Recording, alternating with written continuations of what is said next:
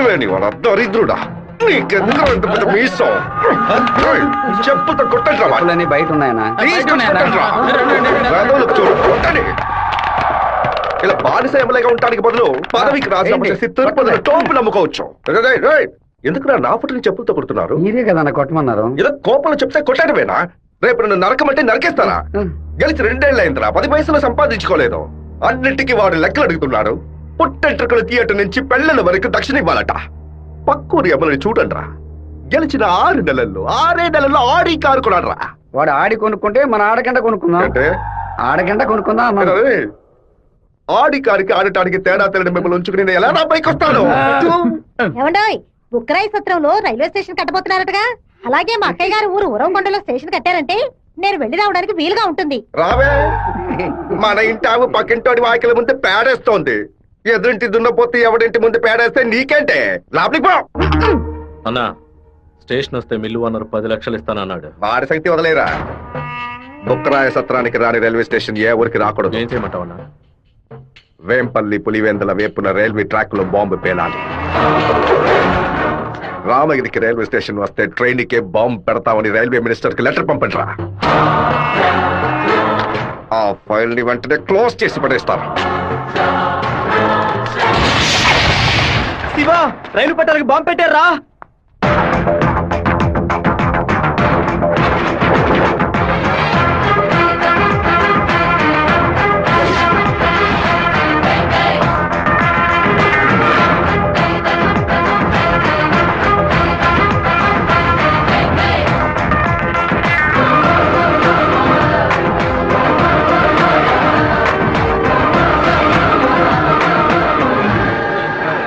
Next train ఇంటికి రా. ఈ పాటికి ప్యాసింజర్ ట్రైన్ బయలుదేరి ఉంటుంది మావా. నువ్వు ఇలా క్రౌడింగ్ క్లియర్ చేసి. సరే శివ, నువ్వు బ్యానర్ ఫ్లాగ్ కట్ట. అలాగే మావా, అలాగే మావా. ట్రైన్ వచ్చే టైం ఏందిరా? ఇట్లా దాన్ని పట్టుకోరా, ఇట్లా పట్టుకో. ఆపండి. అవును సార్, ట్రైన్ ఆపండి. పరిగెట్టుకుంటూ వస్తున్నారు. దయచేసి ఆపండి, ఆపండి, ఆపండి.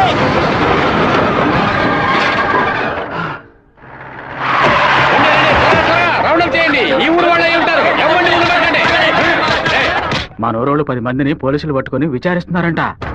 మన వాళ్ళు నోరు తెరిచి ఒక్క మాట కూడా మాట్లాడరు. చేస్తుండారా లేదా మీ ఊరోళ్ళు చేస్తుండారా? ఆ రోజు కలెక్టర్ ఆఫీసులో ఎగిరెగిరి పడ్డప్పుడే మీ ఎముకలు ఇరిచేసి ఉండాల్సింది.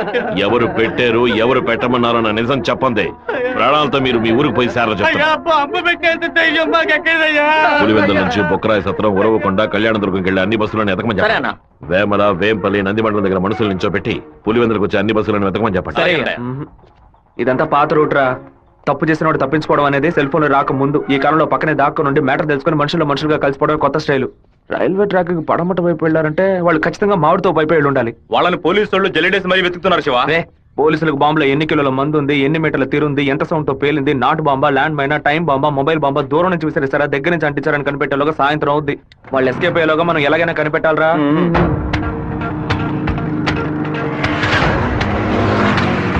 బైక్ నాకుతో కప్పేసి ఫోన్ వైబ్రేషన్ లో పెట్టండి. సరే శివ. ఎవరైనా కనిపిస్తే రింగ్ మాత్రమే ఇవ్వండి, మాట్లాడొద్దు. వాళ్ళు ఎవరైనా మిమ్మల్ని చూస్తే నా వైపు రండి, ఆపోజిట్ సైడ్ వెళ్ళొద్దు. వెళ్ళండి రా. అలాగే.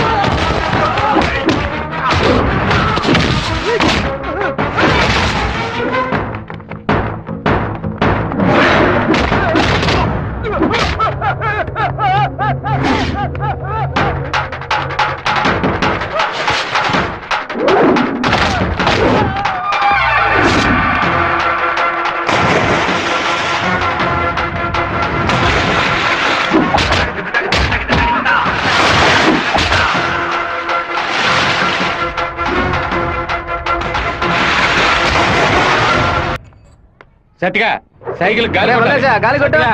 టైర్ పంచర్ అయింది. రే మాదయ్య దాన్ని అతికించు. అన్నా హ్యాండ్ బార్ బెండ్ చేయాలన్నా. హ్యాండ్ బ్యాగ్ బెండా నేను తీస్తాను.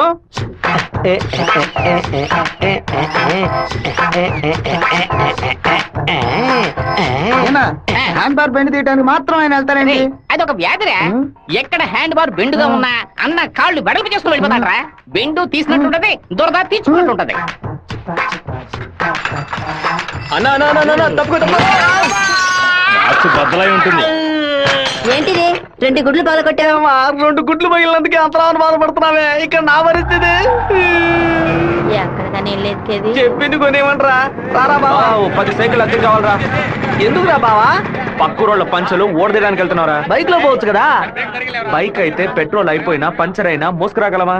అదే సైకిల్ అయితే ఈజీగా మోసుకురావచ్చు. సూపర్ ఐడియా రా బావా. నా సైకిల్ మొత్తం తీసుకెళ్ళండి. అద్దె కూడా పోతూ తొక్కండి రా, స్పీడ్ గా తొక్కండి. మామా అందరూ అక్కడే కూర్చున్నారు. ప్యాకాట ఆడుకుంటారా? ప్యాకాట మిమ్మల్ని ప్యాకాట అంటే పోవరా ఇక్కడి నుంచి. రండి చూసుకుంటారు.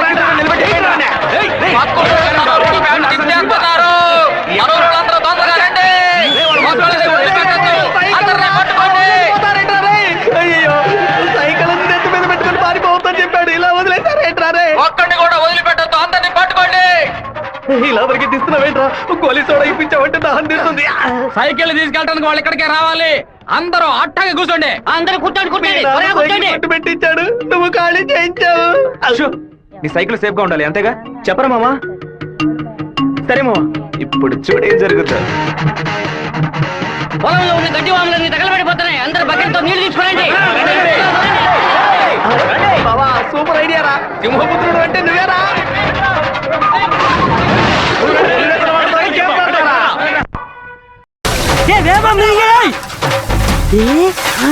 பெண்டி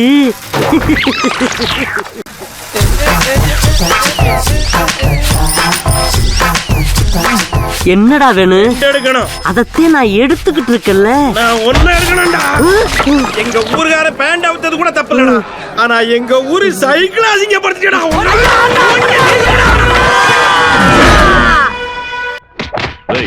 భైరవుడి గుడికి దండం పెట్టుకోవడానికి వెళ్ళిన వాళ్ళు అమ్మవారి గుడి బయట ఏం చేస్తా ఉంటారా? గుడికి వచ్చిన వాళ్ళు గొంతు కోసేద్దామని ప్లాన్ వేశారా?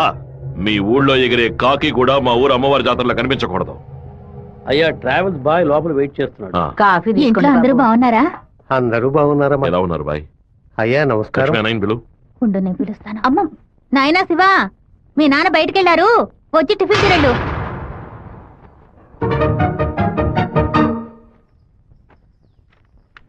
భలే ఇరికించావు కదమ్మా.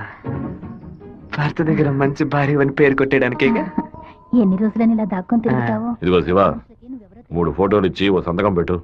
నా పేరు మీద ప్రాపర్టీ కొనబోతున్నారా నాన్న? బాబు నీకు పాస్పోర్ట్ తీయబోతున్నావు. విదేశాల్లో పని చేయడానికి వెళ్ళబోతున్నారు. పిల్లాన్ని విదేశాలకు పంపిస్తావా? అన్నయ్య నిన్ను బాగా ఇరికించాలని చూస్తున్నారు, ఇరుక్కోకు. గంగా, తూర్పున మలేషియా సింగపూర్ అని వెళ్ళినా సరే, లేదా పడమట దుబాయ్ మస్కట్ అని వెళ్ళమని చెప్పు. ఇక వీడి ఈ ఊళ్ళో ఉండడానికి వీల్లేదు. పొరుగు దేశానికి పోయి కష్టపడి సంపాదిస్తేనే బుద్ధి వస్తుంది.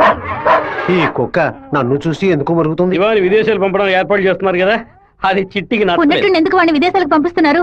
ఎవడో ఒకడు పంచలాగడని ఆడు ఊరికి పోయి ఆడు ప్యాంట్ ఇప్పుతారా? అందులో వెళ్ళి ఊరంతా గలాబా చేసి వచ్చారు.